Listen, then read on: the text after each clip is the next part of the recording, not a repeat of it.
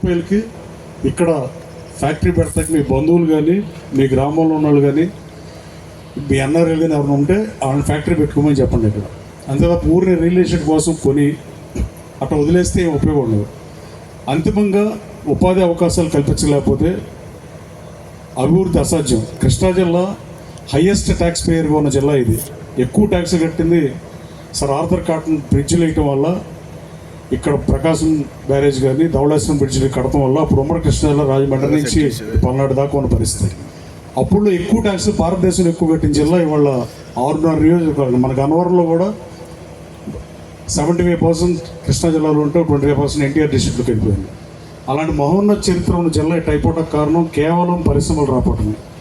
తొలితరం పారిశ్రామికవేత్తలు మునపూడి రచన ప్రసాద్ గారు కానీ ఆంధ్ర షుగర్స్ పెట్టినా, వెలగపూడి రామకృష్ణ గారు ఉయ్యూరులో కేసీపీ పెట్టినా, అటు పల్నాడు ఏరియాలో సిమెంట్ ఫ్యాక్టరీ మాచర్లో పెట్టినా, ఏది పెట్టినా ఇక్కడే పెట్టిన. తర్వాత కాలంలో కోయంబత్తూరు వెళ్ళిపోవడం, సెకండ్ జనరేషన్ డిస్ట్రిక్ట్ అందరూ హైదరాబాద్ వెళ్ళిపోవడంతో ఇవాళ కృష్ణా జిల్లా రైస్ బౌల్ అనే పేరుకే తప్ప మనం అగ్రభాగాన ఉంచిన జిల్లా ఇవాళ చాలా దారుణమైన పరిస్థితికి వెళ్ళిపోయింది. మళ్ళీ కృష్ణా జిల్లా పూర్వవైభవం సంతరించుకోవాలంటే కనీసం గత వైభవానికి దగ్గరగా వెళ్ళాలంటే ఉన్న ఏకైక ప్రాంతం గన్నవరం కాన్స్టిట్యున్సీ. దానికి కారణం మల్లవల్లిలో ఇండస్ట్రియల్ కారిడార్ కానీ ఇక్కడ వీరపనేనిగూడెం కానీ. ఈ వీరపనేనిగూడెంలో 126 ఎకరాల్లో SEZ ఉంటే 30 కంపెనీలు పనిచేస్తుంటే 2,000 మందికి ఉపాధి అవకాశాలు ఉన్నాయి. ఇంకా 30 కంపెనీలు రాబోతున్నాయి, అండర్ కన్స్ట్రక్షన్లో ఉన్నాయి. అవి కూడా అందుబాటులోకి వస్తే ఇంకో 2,000 మందికి ఉద్యోగ ఉపాధి అవకాశాలు దొరుకుతాయి.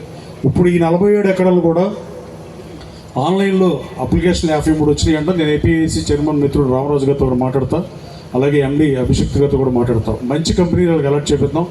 ఇప్పుడే ముక్కాముల సురేంద్ర గారు ఒక ఇండస్ట్రిస్ట్ మీ ఆకో కంపెనీ మన కృష్ణదాస్ గారి కంపెనీ ఓపెనింగ్ నేను రఘురాం కృష్ణదాస్ గారు కామినేని శ్రీనివాస్ గారు వచ్చి మనం ఓపెన్ చేసాం ఒక 20 రోజుల క్రితం. దాని ఎదురుగా శ్రీ విద్యా పాలిమర్స్ అని ఉంటుంది. వాళ్ళని అడిగే దీంట్లో ఒక బ్రాంచ్ కానీ కంపెనీ కానీ పెట్టమని అడిగితే ఒక 2 ఎకరాలు అలర్ట్ చేస్తే పెడతా ఉంటున్నారు. APIC వాళ్ళు వాళ్ళతో మాట్లాడితే ఎంప్లాయ్మెంట్ దొరుకుతుంది మీ గ్రామంలో వాళ్ళకి కానీ నియోజకవర్గంలో కానీ. అలాగే ఈ 47 ఎకరాలని మంచి పారిశ్రామికవేత్తలుగా మనం కేటాయిస్తే దాదాపు 4,000 మందికి ఉద్యోగ ఉపాధి అవకాశాలు వస్తాయి. అశోక్ లేలాండ్ మనం తెరిపించిన వెంటనే 600 మందికి ఉద్యోగాలు ఇచ్చారు. ఇంకా 1,200 మందికి 3 మాసాల్లో, ఇంకో 3 మంత్స్లో మళ్ళీ వాళ్ళు ఇంకో 1,200 మందిని హైర్ చేస్తున్నారు.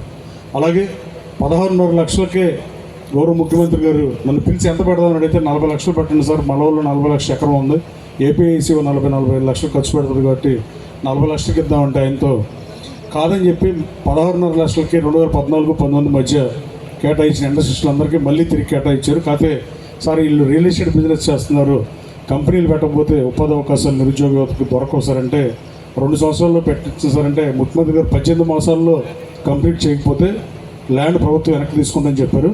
రాబోయే కాలంలో కనీసం 18 మాసాల్లో 300 కంపెనీలు రావడం 200% ఖాయం మల్లవల్లిలో. దాంట్లో అసలు ఏ అనుమానానికి సందేహం లేకపోతే భూమిని ప్రభుత్వం వెనక్కి తీసేసుకుంటారు కట్టకపోతే.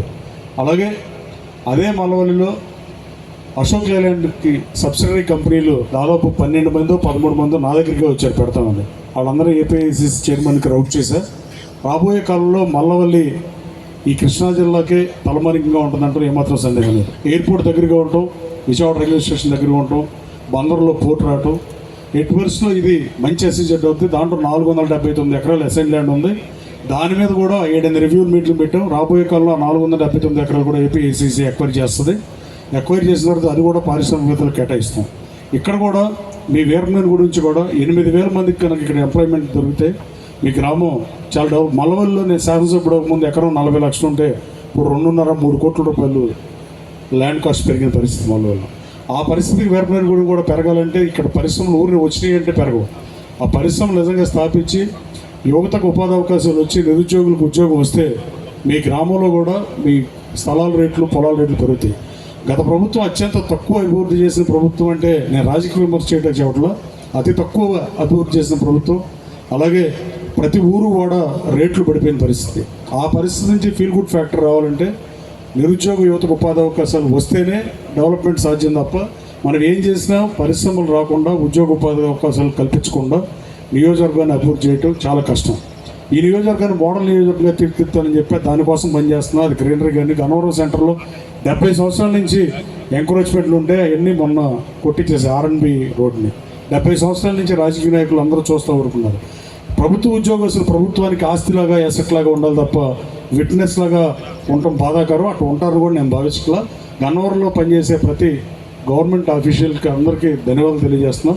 రాబోయే కాలంలో ఇంకో దురదృష్టకరం ఏంటంటే ఐఐటి గచ్చిబౌలి శాఖని గన్నవరంలో పెట్టిద్దామంటే మేధా టవర్స్లో 37,500 స్క్వేర్ ఫీట్ ఖాళీగా ఉంటే 5 సంవత్సరాలు మీరు ఇక్కడ ప్రైవేట్గా నడపండి, తర్వాత మీకు ల్యాండ్ అలొకేట్ చేస్తామంటే వాళ్ళు ఒప్పుకున్న తర్వాత గౌరవ మంత్రి లోకేష్ బాబుతో కూడా మాట్లాడిన తర్వాత 30 ఎకరాల భూమిని కనుక మీరు ఎయిర్పోర్ట్కి 10 కిలోమీటర్లోకి చూపిస్తే మేము వస్తానన్నారు వాళ్ళు.